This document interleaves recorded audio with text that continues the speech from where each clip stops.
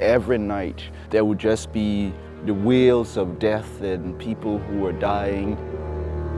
If the commander said we should beat you, we'll beat you.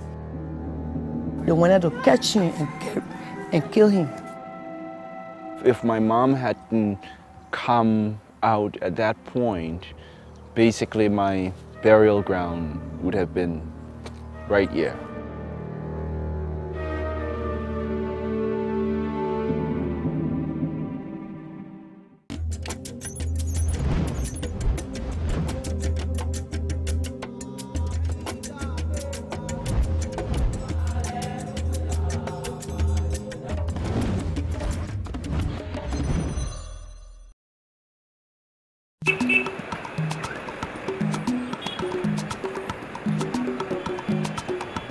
It's been a long time.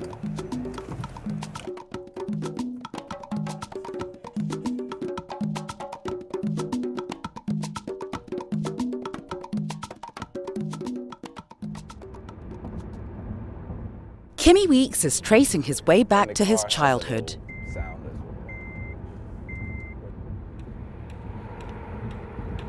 He's on his way to an old-school campus called Fendall. When he was here, it was 1991 and the thick of the Liberian Civil War. There has been a long history of tension between indigenous Liberians and the former slaves from the United States of America who settled here. This fled into a fully fledged civil war.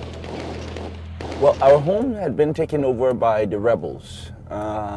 There was just a lot of shelling. They took over and basically they went from house to house moving people essentially out of their homes. Kimmie, aged 9, and his mother joined hundreds of refugees to walk down this road. They took 12 hours of hopeful steps from their home in Monrovia to Fendall. Today, it takes Kimmie just half an hour to drive there from the same spot. 23 years on, the school is an empty shell. All of these buildings were classrooms that basically people were staying in. And some of them had 20 families, 30 families, basically everybody was squeezed together. And we were in one of them with about 16 to 18 other extended families essentially. So this was home for about 6 months. The corner in the distance next to the door was where my mother and I were laying down. Yeah, the more I see it, the more I know that's the exact spot in that room.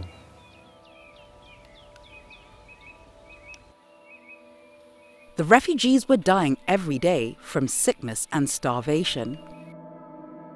Disease was rife, as there was only a nearby lake to bathe in, and so many bodies were packed in a small space.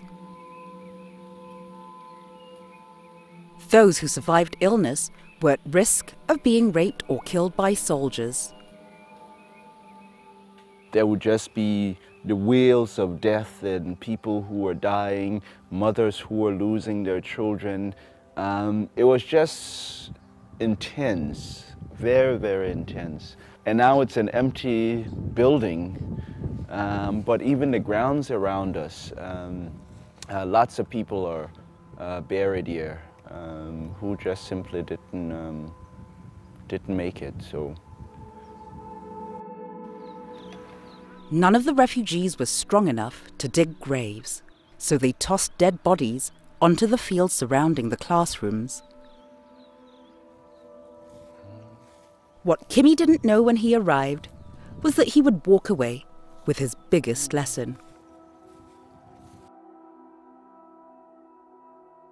While in the camp, Kimmie became deathly ill. Dehydrated due to cholera, he also contracted chickenpox and jaundice.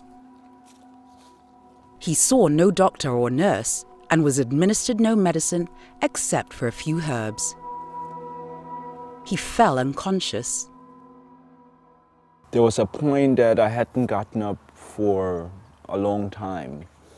And again, we're already surrounded by dead bodies. In this room, where everybody's close together, everybody's concerned. Nobody wants to have a dead body decaying right in the room. They tossed Kimmie's lifeless body onto a field of corpses. But his mother refused to believe he was gone. She looked amongst the piles of bodies until she finally caught sight of Kimmie. When she found me, I think the excitement and everything, she just started shaking. And when I opened my eye, there's just, because I can just feel this shaking, really being shaken up. Then she lifts me up and she brings me back in to the room. So, she comes from across with me in her arms and people are completely stunned. Kimmie was confused when he regained consciousness. His mother explained to him that he'd been left for dead. If my mom hadn't come out at that point, basically my burial ground would have been right here. He made a pledge. I would spend the rest of my life making sure that I change people's lives.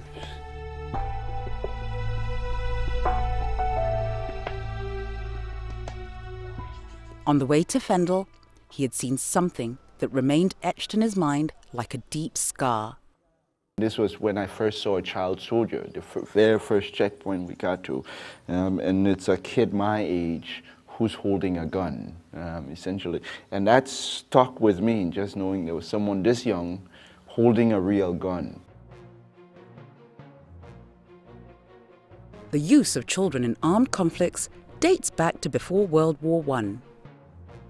Boys between the ages of 9 and 18 have been used as soldiers because they are easy to condition and brainwash.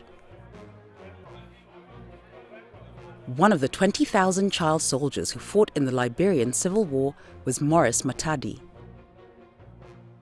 Both his parents had been killed because his father, an ex-military man, had refused to join the army. He was 11 when soldiers found him hiding in a derelict building. They abducted him and forced him to kill. Children were given drugs to numb their sense of right and wrong and as a way to control them. Once hooked, they would do anything their commanders wanted. Child soldier was the best bodyguard. Because even the older one that behind the commander were afraid of us. Because if the commander said we should beat you, we'll beat you. If the commander said we should torture you, we'll torture you. They would have no choice. There would be no option to say no, or say I'm too young, or no, I don't know how to fight, or I don't want to be a soldier. It was just a matter of you're taken, essentially. And I think that changes your entire life. The only thing that I could depend on was my AK, because that's the only thing I felt that it could save me, it could help me, it could find food for me, it could find anything that I wanted. So I took the AK-47 as my parents and my family. 6 months later, and Kimmie was out of Fendall. United Nations peacekeepers came to Liberia to quell the conflict and managed to stabilize the country's capital, Monrovia. Kimmie's mother was still recovering from the events at Fendall. And Stephen Toe, who ran an orphanage, took in the boy. For the first time I saw him when I took him, I just fell in love with the kid.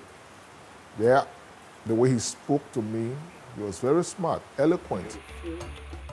While at the orphanage, Kimmie was bitterly aware that although the capital where he stayed was at peace, warlords still ruled 99% of Liberia with an iron fist and thousands of children. He couldn't shake the image of boys his age holding guns. At the time, the UN was giving out copies of the CRC the Convention on the Rights of the Child. Kimmie was 11 years old and inspired. With a group of friends, he started a child rights advocacy group called The Voice of the Future. Its aim was to speak out on behalf of children. He sent 17 proposals to UNICEF asking for funding and support for the group's activities. All 17 were rejected. Then came the 18th proposal. This one was specifically about disarmament.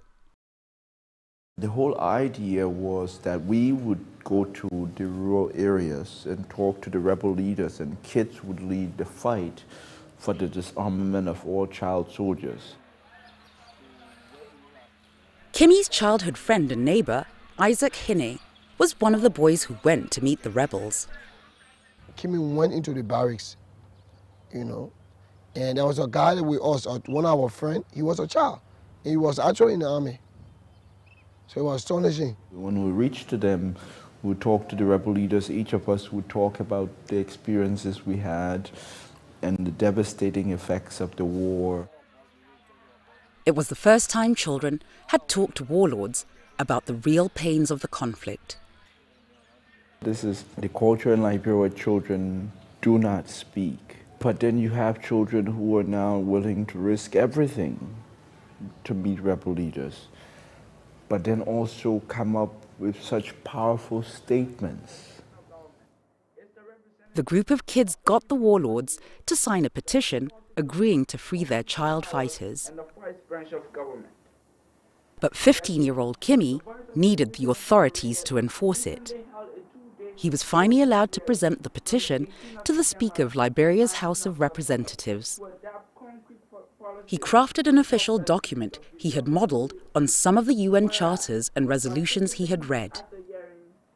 This was the grind. This was, you know, walking into a place and people look at your shoes and they look you up and down and they're like, what the heck is he doing here?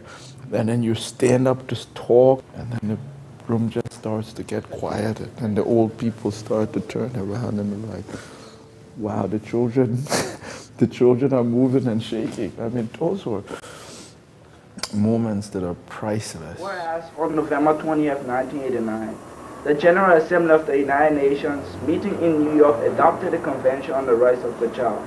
The Voice of the Future Incorporated is pleased to submit to this honorable body, the Transitional Legislative Assembly of the Republic of Liberia, the following proposals for the pursuit of considerations. That the Assembly takes the necessary measures to ensure that the Convention on the Rights of the Child, as adopted by the General Assembly of the United Nations and ratified by the Liberian government, becomes a practical reality. UNICEF wanted all child soldiers disarmed by December 1996. However, it was the Children's Disarmament Campaign that helped to make this a reality. He raised a line that brought a change in the country. That December, 20,000 child soldiers in Liberia laid down their guns.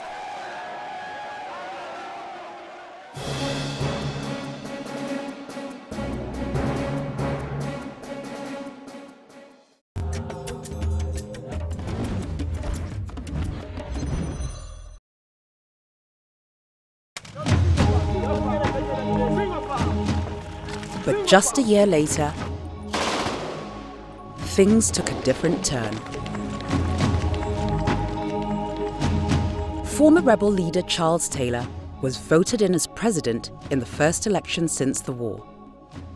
Meanwhile, Kimmie had become a child broadcaster at a national radio studio while still attending high school. He got a tip-off that child soldiers were being trained behind high metal fences at Charles Taylor's Shufflin military base. He went to investigate, and sure enough, there were children there. So I busted out my tape recorder, went to Shufflin, and sure enough, there were the children. And started doing interviews with them. talking to each person, getting their age, where they were from, what they were doing there. His findings were ignored by government ministers and UNICEF. So his next port of call, the media. Huge headlines followed on the front of Liberia's national newspapers. 500 children in military training, says Kimmie Weeks. International journalists went to the military base and the story escalated. Charles Taylor called an emergency cabinet meeting on how to tackle the embarrassment. He was angry. Mr. Taylor was a man he don't take mess from nobody. Charles Taylor had a reputation for cold-hearted brutality. In 2012, he was found guilty by the International Criminal Court of murder, rape, sexual slavery, enforced amputations, and recruiting child soldiers. The defense minister, the labor minister first called me a rabble-rouser and a dangerous subversive. The justice minister and the defense minister said I was a threat to the Constitution of Liberia. I'm 17.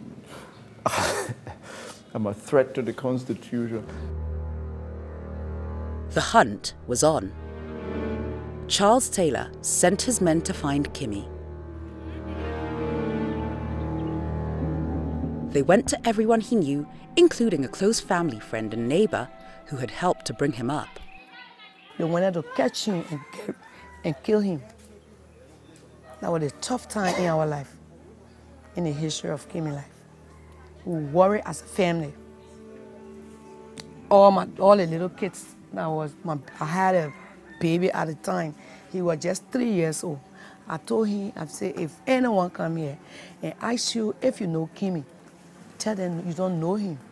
They started asking everybody, he's a little skinny little boy, big eyes, loud mouth, he likes to talk a lot, this, that.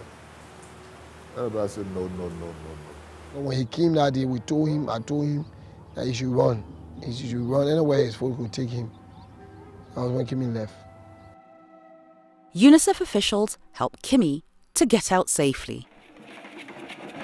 He sneaked out of the country by bundling into a car with a cultural dance troupe, dressed as one of the performers. If the securities had stopped the car at some point and said perform, I would have been screwed because I didn't know any of the dance routines at all. But we drove city to city until we finally reached the Ivory Coast. From the Ivory Coast, he went to the United States of America seeking political asylum. Nobody knew I had left Liberia. So for weeks, everybody actually thought I had died.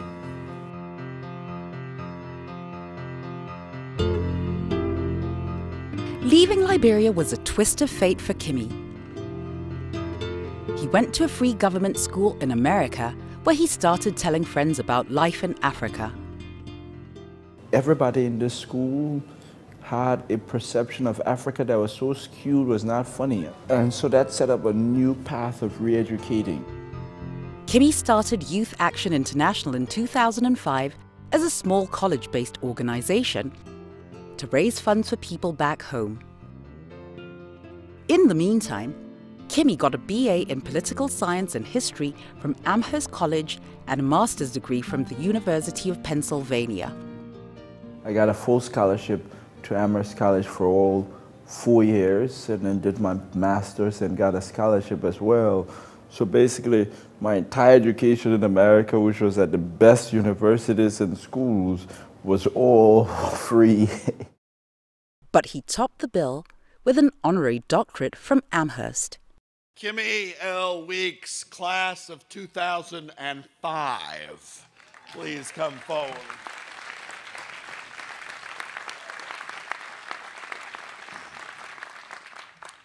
Kimmie, brought back from the dead, literally, you have given life and hope to your countrymen, to the mother continent of Africa, and to all of us. With initials before and after his name, and thousands of dollars of funds in his pocket, Dr. Kimmie Weeks returned to war-torn Liberia in 2006.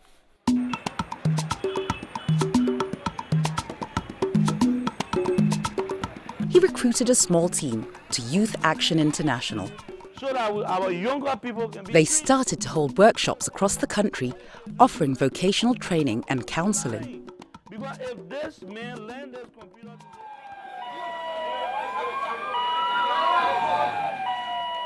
His programs helped to deal with the rampant crime that was a hangover of the Liberian Civil War. 90% of the criminals on Liberia's streets were young people ranging between the ages of 19 and 36. Many were ex-child soldiers brought up in a culture of drugs and violence. They were commonly rounded up during night raids. All of our programs, we titled them War-Affected Youth. And that would encompass both former child soldiers and non-combatants. Every young person who's seen war has scars of war. They got skills in construction, carpentry, computers or cosmetics, and then received a microloan to set up a business. Social entrepreneur Sprite Laureano has invested in Youth Action International since 2008. It, allows young people to actually have some value in their society, to recognize that they have a gift and a skill that they can bring, even if they don't have a great, regular education. They can, work with their hands. Each program included counseling to help heal the trauma from the war. Well, giving people access through his initiative by influencing people to come in with trauma counseling and talking to these guys, getting them off the street, engaging them constructively from a different angle instead of the law enforcement point of view where we come in, arrest, prosecute, and detain, and send for rehabilitation. His approach has been different, and it has helped to a very larger extent. Kimmie expanded the organization to other war-affected African nations. He ran the same programs there and also partnered with various youth groups to boost their work. By 2009, Youth Action International had helped around 150,000 people in Liberia, Sierra Leone, Ghana, Uganda, Rwanda, and Burundi. For his work, Kimmie was given the 2007 Golden Brick Award, which recognizes young change makers. It's really good to be here. It's an honor to receive this award. I share it with the millions of children in Africa around the world suffering in extreme circumstances. We will rise again. Thank you. The same year, Liberian President Ellen Johnson Sirleaf presented Kimmie with Liberia's highest honor by decorating him Knight Grand Commander in the Humane Order of African Redemption. Kimmie is the youngest recipient of this award. Oh, we gonna try to reach the sky, 'cause I got a story to tell that might inspire someone who living in hell. Kimmie has put his backing behind up-and-coming Liberian artists. Yeah.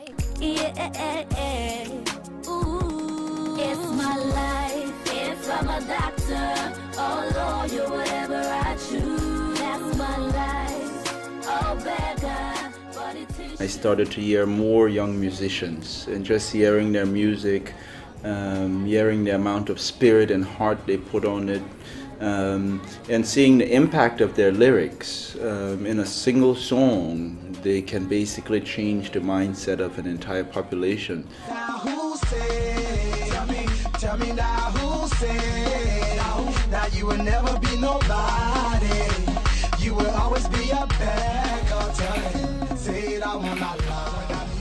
Kimmie signed 5 aspiring superstars, including Lady Murphy, to his new record label, KLW Entertainment. There are so many young artists who have so much talent in Liberia, but they still don't have the support that they need. And when we realized that, we said, let's create an opportunity for these young people. You will never be nobody, say it out loud. To see a guy in that kind of a position, always waiting to talk to people, always smiling, always waiting to give help. You're always waiting to give help out to people, ready to stretch his hand out to people. You don't easily find people like that, right? I can get inspired by him, learn from him, and be wherever I want to be today. Who you are today or where you are today cannot determine who you can be tomorrow. So no matter what the circumstances, anybody can rise forward. No problem. That's the easiest way to reach me. He gives motivational talks around the country. Here, young people from slum area Crewtown have gathered to listen to what he has to say. If any of you want to succeed, if any of you want to go beyond the person who's next to you, you have to put in more time, more effort. Always, in whatever you do, work hard. Put in the extra time, and you will get the results. Who can guess my age? Anybody, any volunteer? 36. Close. 32 years old. I am 32. That's my age. When I asked my age, you even had a guess as high as 40. Because really my bio and my age really does not sync, especially in Liberia. So for young people to get that sense that, wow, it's a 32-year-old guy who's had some of the same extreme experiences we had, that makes it real. It makes success or the chance of success or the idea of success very real. So Kimmie really served as a motivating factor to me. Taking into consideration, if you look at my age, I'm 30 years old, and Kimmie, who is a data degree holder, is 32 years old. So it's a complete challenge to every youth. The most important thing that remains in my mind is to know your vision and know who you want to become.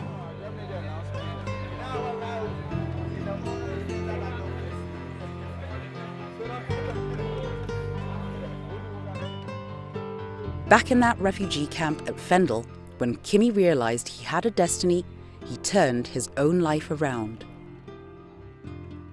Then he believed thousands more could do the same. His driving force, you know, that drive, that energy that is in him, you know, that determination. I don't know where it comes from. He doesn't get tired. Kimmie works so hard, he doesn't get tired. And sometimes I like, it's just him. Some people are just superhumans, you know. He believes he can change the world. That's just it. You know, he has no fear. I asked him at one time, I said, because he was telling me stories about when he was young and started the child disarmament campaign and walking into the military camps with the generals and missiles flying around and people trying to kill him and all that. And, you know, and I said, you know, how did you survive that? And he said, I just always knew I had a destiny. No matter how amazing something I do in the future, even if it's world peace, will not be as incredible as those moments. Because it was really fighting the odds, the unexpected, the stuff that nobody would imagine, and making it happen. Yeah, beautiful moments.